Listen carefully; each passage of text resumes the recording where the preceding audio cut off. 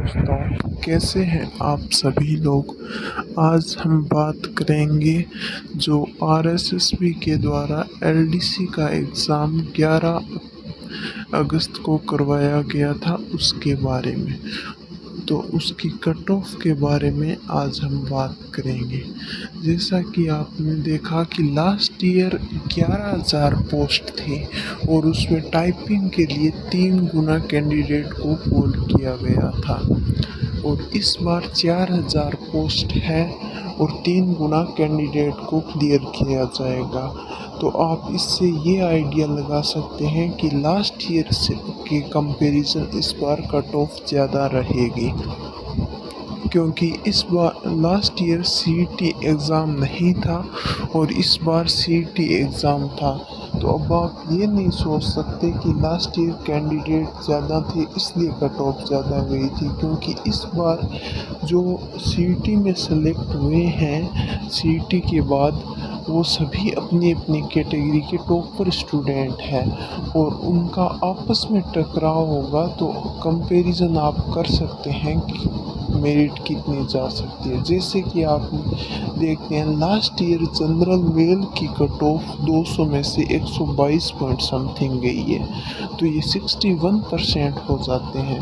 اور آپ اس میں دیکھتے ہیں کہ جو جنرل کی فیمیل ہے ان کی 108 پوائنٹ میرٹ گئی ہے، 54% میرٹ گئی ہے۔ تو جو جنرل میل کی کٹ آف ہے اس میں آپ 8 سے 10 مارکس ایڈ کر لیں، یہ آپ کی ٹائپنگ کے لیے جائے گی، اور یہ آپ کی ٹائپنگ کے لیے جائے گی، اور اس میں یہ جنرل فیمیل ہے ان میں بھی 8 سے 10 مارکس ایڈ کر لیں۔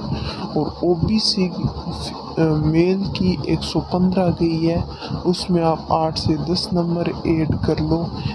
ویسے ہی فیمیل کی جو کٹ آف ہے 95، اس میں بھی آپ 10 سے 12 ایڈ کر لو۔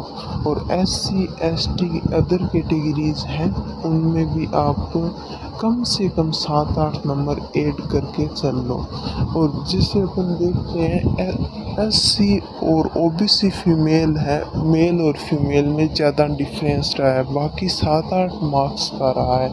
تو آپ لاسٹ ایئر جیسے گیپ رہا تھا گیپ اتنا ہی رہے گا فیمیل اور میل کے بیچ میں، مگر ہر کیٹیگری میں کم سے کم 8-10 نمبر ایڈ ہوں گے، کیونکہ لاسٹ ایئر کی بجائے یہ پیپر آپ اگر یہ کہیں کہ ہارڈ تھا، آؤٹ آف سلیبس تھا، تو وہ بات مان سکتے ہیں آپ کی، مگر یہ نہیں ہے۔ ہر کیٹیگری میں ٹاپر اسٹوڈنٹ ہوں گے، اور ان کا جو یہ سلیبس اور کویشچن آئے ہیں وہ کہیں نہ کہیں ادر ایگزام کی پریپریشن کے ٹائم انہوں نے کور کر رکھا ہے۔ اس سے آپ یہ تو آئیڈیا لگا سکتے ہو کہ میری جو بتائیے وہی جائے گی، کیونکہ لاسٹ ایئر سیٹ زیادہ تھی اور اس بار سیٹ کم ہے، یہ بہت بڑا ایفیکٹ پڑے گا۔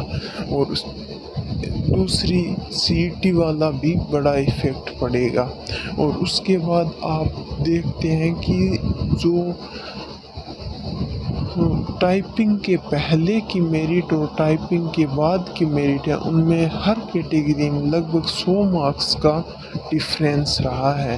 تو آپ یہ سوچ سکتے ہو کہ جو ٹائپنگ ہوگی آپ کی، اس میں سے اگر آپ کے پورے میں سے پورے آ جائیں تبھی آپ اس کیٹیگری سے سلیکٹ ہوں گے۔ اور اس میں بھی اگر ٹائپنگ کی جو میرٹ گئی ہے اس میرٹ سے اگر آپ کے کم سے کم 8-10 نمبر ایڈ ہیں تبھی آپ اپنے آپ کو یہ سیف مان سکتے ہیں کہ ٹائپنگ میں کمپلیٹ لا کے بھی ہم فائنل میں شیور سلیکشن ہو سکتے ہیں۔ مگر جن بھی کینڈیڈیٹ کے جو میں نے بتائے ہیں کہ ہر لاسٹ ایئر کی میرٹ کے کمپیریزن ہر کیٹیگری میں 8 سے 10 نمبر ایڈ کرنے اتنے آ رہے ہیں، تو آپ ابھی سے اپنی ٹائپنگ کی تیاری شروع کر سکتے ہیں، کیونکہ یہ تو اوشیہ ہے کہ جو میرٹ ہے وہ زیادہ ہی جائے گی، کیونکہ اس میں سلیکٹڈ کینڈیڈیٹ تھے۔ جیسے اپن